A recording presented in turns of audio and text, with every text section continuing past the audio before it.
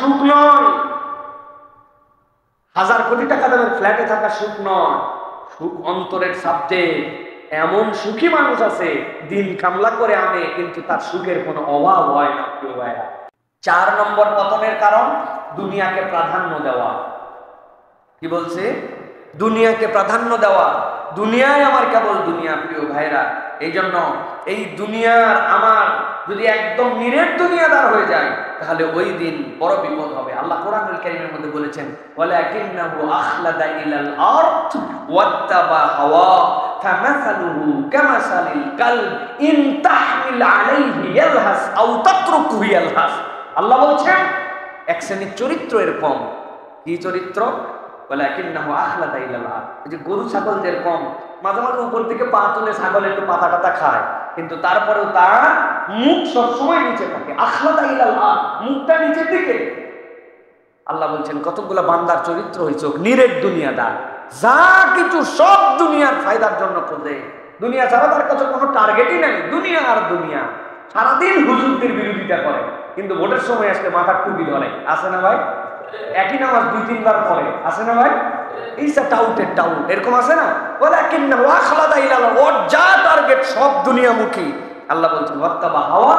আর অপরাধ হচ্ছে তার অন্তর হচ্ছে তার ইলা, তার মন যা বলে তাই করে। যতটুকু পর্যন্ত তার মন টানে ততটুকু পর্যন্ত ইসলাম করে। যেই বলবেন নামাজের ইসলাম ওকে, রোজার ইসলাম ওকে, কুরবানির ইসলাম ওকে, কিন্তু আল্লাহর আইনে দেশটা চলুক, আল্লাহর আইনে সংবিধান হোক, আল্লাহর আইনে চোরের বিচার হোক, আল্লাহর আইনে অপরাধের বিচার হোক, আল্লাহর আইনে জেনাকারীর বিচার হোক। বলবেন ভাই এইগুলা ইসলামী রাজনীতির কথা বলেন না তো ভাই? আছে না? আছে না এগুলা? ভাই আপনারা জানেন না, এগুলো আমরা জানি। এগুলো আমরা জানি যে কারা এই মেন্টালিটি, অথচ মুসলমান নামদারি। প্রিয় ভাইয়েরা, আল্লাহ বলছেন ওয়াত্তাবা হাওয়া, সে তার অন্তরকে অনুসরণ করছে, দিনকে পূর্ণ নেয় না। আল্লাহ বলছেন নো প্রবলেম, কামাসালুহু কামাসালিল কালব। আল্লাহ বলছেন এই ব্যক্তিটার উদাহরণ হচ্ছে আল্লাহর কাছে কুত্তার মতো। তার মতো? কুকুর বললে অত সুন্দর শোনা যায়। আমার বাচ্চা কাচ্চারা খুব আপত্তি করে আমি কুত্তা বললে। না বাবা, কুকুর বলো। মানে তার মানে কুত্তা একটু গাল গাল মনে হয়, আর কুকুর একটু স্মার্ট মনে হয়। এই জন্য আমি এই আয়াতের অনুবাদে বলছি কামাসালুহু কামাসালিল কালব। এই মানুষগুলার চরিত্র কুত্তার মতো। কে বলছেন? কে বলছেন? আল্লাহ। আল্লাহ বলছেন কেন বললাম কুত্তা? আল্লাহ রাব্বুল আলামিন বলছেন ইন তাহমিল আলাইহি ইয়ালহাস আও তাতরুকু ইয়ালহাস। কুকুরের পিঠে কেউ বোঝা দেয় না, কিন্তু কুকুরকে দাবরানি দিলেও ও হাঁপায়, এমনি বসে থাকলেও হাঁপায়। কুকুরের চরিত্রই হাঁপানো। আল্লাহ বলছেন তুমি যদি নিরেট দুনিয়াদার হও আর তুমি যদি তোমার অন্তরকে ইলাহা বানায় নাও, আমি আল্লাহ চ্যালেঞ্জ দিলাম, দুনিয়াতেও সুখ পাবি না, পরকালেও সুখ পাবি না। সব সময় আফসোস করতে করতে জিন্দেগি শেষ হবে। হিসাব মিলায় নেন, হিসাব মিলায় নেন। বঙ্গভবনে থাকা সুখ নয়, 1000 কোটি টাকা দামের ফ্ল্যাটে থাকা সুখ নয়। সুখ অন্তরের সাবজেক্ট। এমন সুখী মানুষ আছে দিন কামলা করে আনে কিন্তু তার সুখের কোনো অভাব হয় না। প্রিয় ভাইরা, আল্লাহ এই জন্য বলছেন জিন্দেগিটা কুত্তার মতো বানায় দিব। সবসময় জিহ্বা বের করে ঘুরবি, মনে করছিস দুনিয়াদার হয়ে বিরাট ফায়দা পালি। দুনিয়াও শেষ, আখিরাতেও শেষ। হিসাব মিলান। আমাদের অধিকাংশ জিন্দেগি এখন এরকম হয়ে গেছে, শান্তি নাই, সুখ নাই, কামাই আছে কি জানো নাই, কি নাই তাও জানি। আছে না ভাই? কেন অসুখ? ভালো লাগতেছে না কেন ভাই বলেন? কি কারণে ভালো লাগতেছে না? ভালো লাগতেছে না কোথাও ঘুরতে যেতে চান না ভাই? ভালো লাগতেছে না বিরিয়ানি খেতে চান না ভাই? ভালো লাগতেছে না আপনার তাহলে কি টাকা পয়সা দরকার না ভাই? তো ভালো লাগতেছে না কেন? এটা জানলে তো বলতাম। কেন ভালো লাগতেছে তাও জানো। আল্লাহ বলছেন এটার কারণ হচ্ছে মিলায় দেখো, তুমি তোমার নফসের তাবেদার হয়ে গেছো অথবা নিরেট দুনিয়াদার হয়ে গেছো। আল্লাহ রাব্বুল আলামিন এই জন্য আমাদের এই ধ্বংস থেকে হেফাজত করেন। আল্লাহুম্মা আমিন। ইবনে মাজার একটা হাদিসের সংক্ষেপ বলি আপনাদের কাছে, এটা আপনাদের মাথার মধ্যে ঢুকায় রাখার জন্য।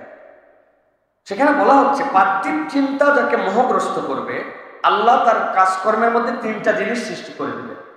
পার্থিব এই জগৎ কেন্দ্রিক কেবল তার চিন্তা হবে। নামাজ, ভাই ব্যবসা এখন ভালো চলতেছে, পরে পরে নিব, এখন সময় হয় নাই হজ করার, পরে করবো নি। ভাই একটুখানি দুনিয়ায় চলতে সত্য মিথ্যা বলা লাগে ভাই, অত সুফি হয়ে চলা যায় না। আচ্ছা, আল্লাহ নবী সাল্লাল্লাহু আলাইহি ওয়াসাল্লাম বলছেন, পার্থিব চিন্তা যাকে মোহগ্রস্ত করে ফেলবে, আল্লাহ তার কাজকর্মের মধ্যে তিনটা জিনিস সৃষ্টি করবেন। 1 নম্বর অস্থিরতা সৃষ্টি করবেন, 2 নম্বর তার দারিদ্রতা নিত্য সঙ্গী হবে, কোটি টাকা পাওয়ার পরেও তার মনের দারিদ্রতা দূর হবে। 3 নম্বর পার্থিব ততটুকুই, তার ভাগ্যে যা আছে ততটুকুই পাবে, কিন্তু হাহুতাশ তার দূর হবে না। আর যার উদ্দেশ্য আখিরাত হবে, যার উদ্দেশ্য পরকালমুখী হবে, আল্লাহ তার সাথেও 3টা জিনিস যুক্ত করে দিবেন। 1 নম্বর সবকিছু সে বুঝবে না, কিন্তু দেখবে দিন শেষে ঠিকঠাক মতো হয়ে গেছে, এটা আল্লাহর দয়া তার সাথে থাকবে।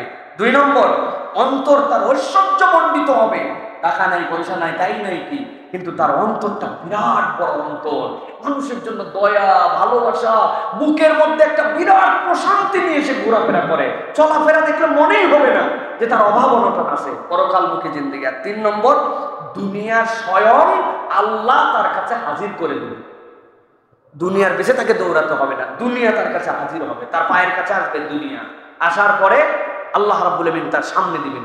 কত লোক এই নতুন গভর্নমেন্টের উপদেষ্টা হওয়ার জন্য, হে হওয়ার জন্য, তে হওয়ার জন্য কত লবিং আছে না, আর কত মানুষের কাছে যে বলে যোগাযোগ করার পরেও ভাই না, আমাদের এটা সম্ভব না।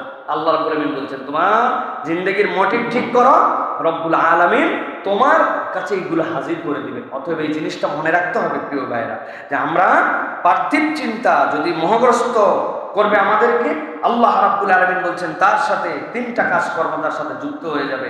অস্থিরতা সৃষ্টি করবেন, দারিদ্রতা তার নিত্য সঙ্গী, পার্থিব ততটুকুই যা তার ভাগ্যে আছে, কিন্তু হুতাশ পুরাবে না।